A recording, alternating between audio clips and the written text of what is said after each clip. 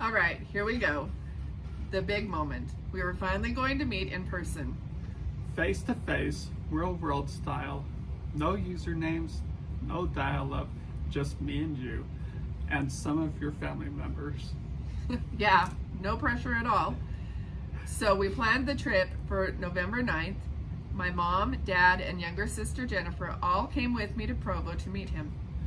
They were doing their own little FBI background check, I think. Honestly, probably. I was super excited, but the closer we got to Provo, the more nervous I got.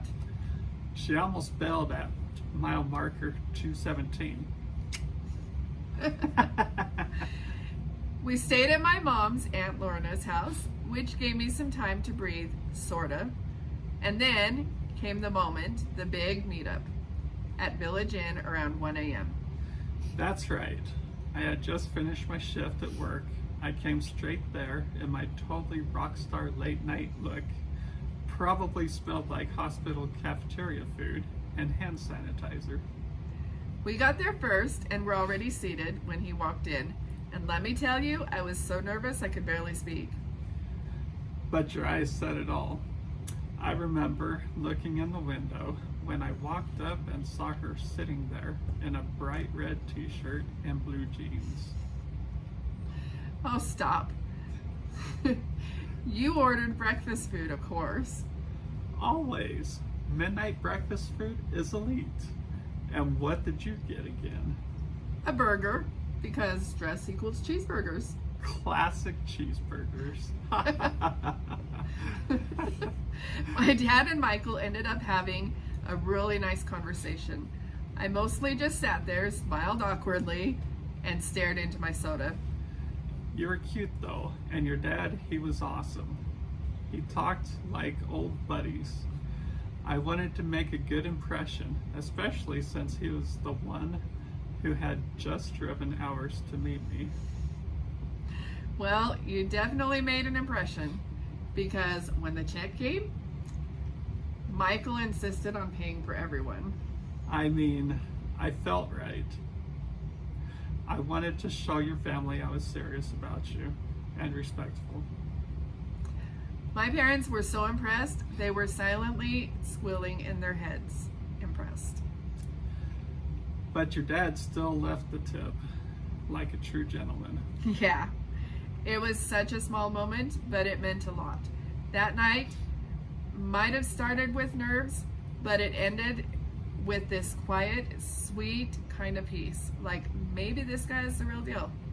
Spoiler alert, he was. So the next morning, Saturday, Michael came to pick me up for our very first real life date. I had to work that afternoon, but I had to see her before my shift. We went to his Aunt Marla's house where he was living at the time, and let me just say, I walked in and immediately thought, what is this? A petting zoo? yes, there were animals everywhere. Dogs, cats, maybe even a parrot. I don't know. I didn't even want to sit down. Hey, we were an animal-loving household. Free-range fur, you know. So, while we're standing there, he decides to make us lunch. Super sweet gesture until I made my specialty, tuna fish sandwiches. Now listen, I do not like tuna fish, never have, and I still don't to this day. I was standing there like, is this the moment I become an actress and just eat it? Or do I say something and risk hurting his feelings? But she was honest. Very politely, she said, I don't really care for tuna. And you know what? He didn't even flinch. He just smiled, dug through the fridge, and made me a ham and cheese sandwich instead. It was no big deal. I appreciated that she spoke up. I mean, better that than watching her try to force down tuna like it was cough syrup. After lunch, I met a couple of his cousins, and then Aunt Marla came in. She was lovely. She even showed me a CD of a choir she was part of. It was actually really beautiful. My Aunt Marla was proud of that CD. She wanted to share it with everyone. After that, Michael drove me back to my great aunt's house. He walked me to the door, gave me a hug, and that was it. No kiss. At first, I thought, well, maybe he's not that into me.